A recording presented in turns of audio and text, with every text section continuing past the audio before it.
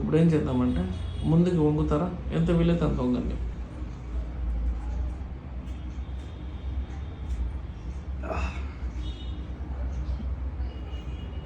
అంతేనా? Okay. Back side stiff అయిపోయింది. Okay, relax. Side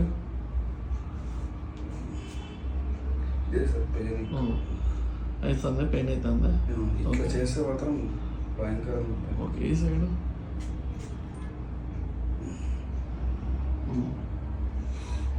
okay. కింద కూర్చున్నాక అవుతుందా? కూర్చోండి.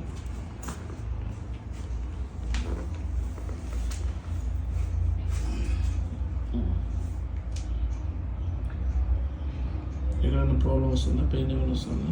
పెయిన్ వస్తుంది, బ్యాక్. ఓకే, సరే ఏంటి?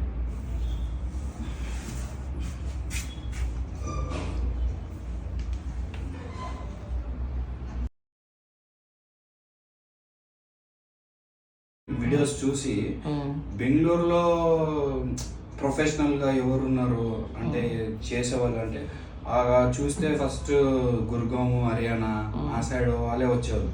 వాళ్ళు ఒకసారి కాంటాక్ట్ అయినా బెంగళూరుకి వచ్చినప్పుడు అపాయింట్మెంట్ అంటే వాళ్ళు ఎప్పుడో నెలలో ఒక రోజు వస్తారు, 2 రోజులు.